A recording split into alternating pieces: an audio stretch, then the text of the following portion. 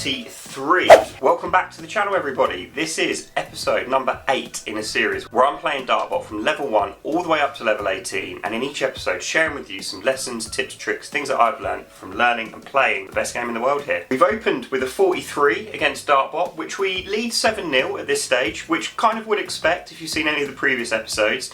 But right now, the average is starting to catch us up, so I'm expecting closer games from here on in, and hopefully we can win enough to complete the series. Today I'm going to be talking about darts maths. I know for many of you, counting, particularly in the venue, can be very daunting. You really want to, if you're like me, I played online for probably 6-9 months before going into a venue.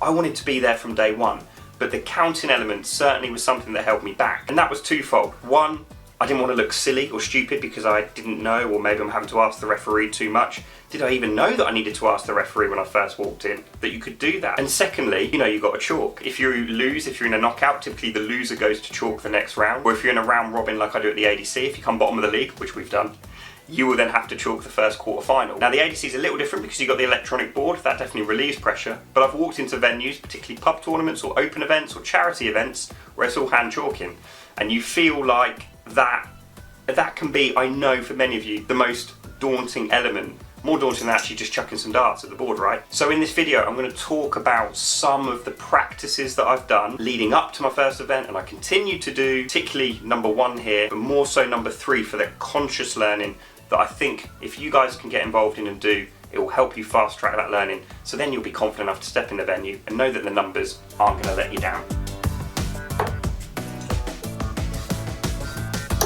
Ah! Oh, 22.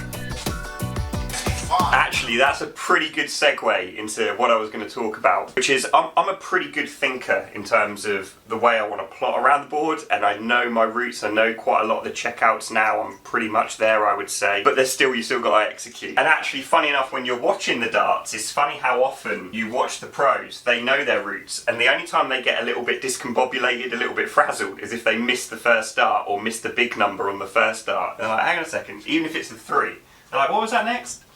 Because it knocks them out of that routine and those patterns, which we'll talk about in a moment. Now, my disclaimer is this.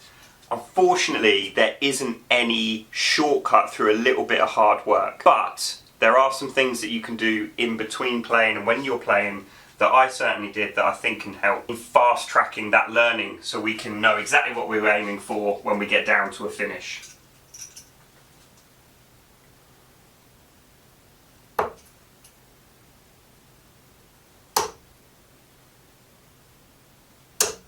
That's a little bit better, 85.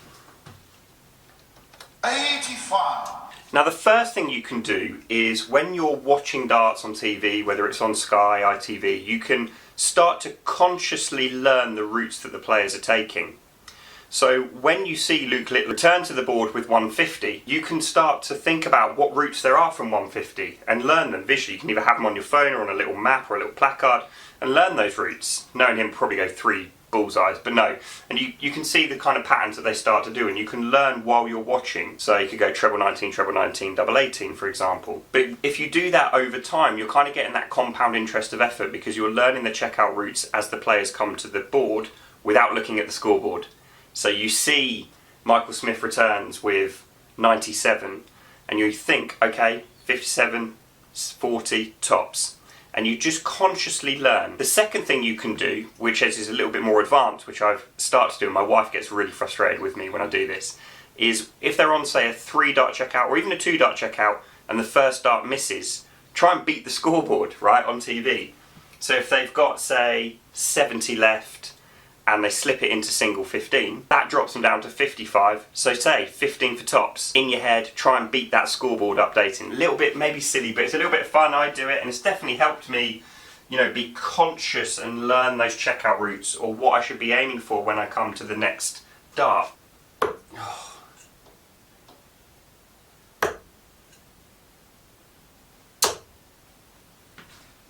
Ooh, just about 81. And actually that conscious learning leads me nicely into number 2, which is I know many of you will use Darts Counter app. When you're playing, do your best not to use the scoreboard. Now that seems really simple, but I can put it into another context. If I wanted to drive today to Glasgow, I would put it in the SatNav, probably GL something, postcode, and I would just follow the SatNav there. It's very unlikely, and how often have you done this, where you follow the SatNav to a location and you couldn't actually, going back, tell yourself how you got here, what routes, where did we turn left, did we come off the A41, did we come off the M62, whatever it is. You don't actually learn those routes. And I think there's a lot of that in Darts Counter. You could say have 72 and you see it says treble 16, so you throw out the treble 16. When you're playing, there's, you know, try and it doesn't matter, don't feel rushed or pressured, but try and really think about, why are we going down that route? Well, with 72 it would be treble 16 for double 12, but if you hit single 16, what's left? 56, which again can be another 16, so you're following that same dart up for tops. So there's kind of learning in terms of looking at it on the screen and looking at it on those cards that you can get, but try and do conscious learning. And when you're playing online, particularly if you're playing against a real person, Dartbot, I've got all the time in the world to really think about it, but don't feel pressured. You've got that, is it 60, 80 seconds here? Use that time to really think about your routes, because then you're actually consciously learning them rather than just looking, seeing the number, aiming, missing, looking. It takes a lot more time, and I think Omni probably makes us even worse than this, right? But it is really trying to do that conscious learning.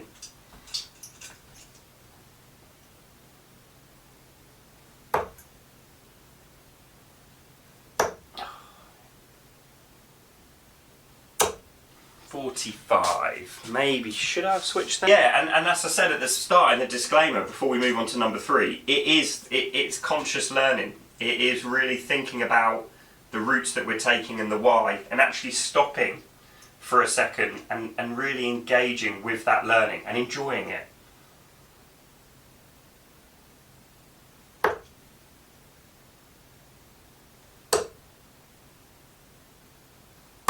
That's better, that's better.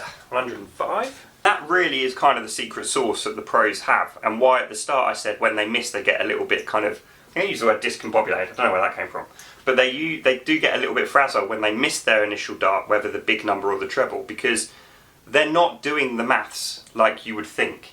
I saw Luke Littler on ITV after he won the Worlds, and they were saying, oh, how do you do the maths so quickly? He's not actually doing the maths quickly. He knows the patterns. If I said to you right now, what's 3 times 4? You all know it's 12. You're not going 3, 6, 9. Ah, there is 4 lots of 3. That's 12. No, you know the pattern. You just know your times table. So that's where we want to get to with these numbers. That's where we want to get to with 88. That's where we want to get to with 74. That's where we want to get to with 56. Doesn't matter what level you're at. Work your way up through conscious learning.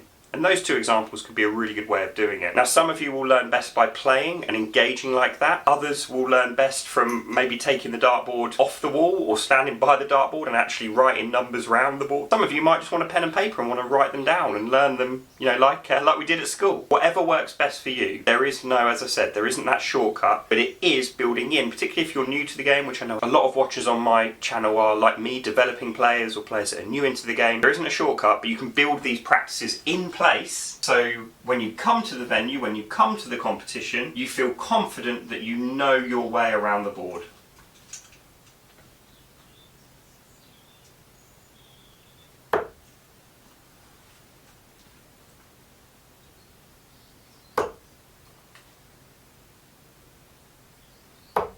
I'm happy with that last start. I really wanted that. That would have been such a cool checkout here, right?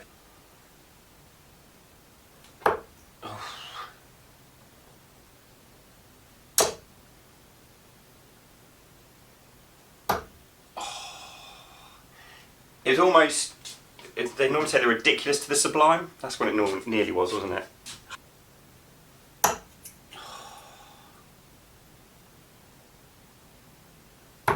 Oh no! Gets messy now. 29.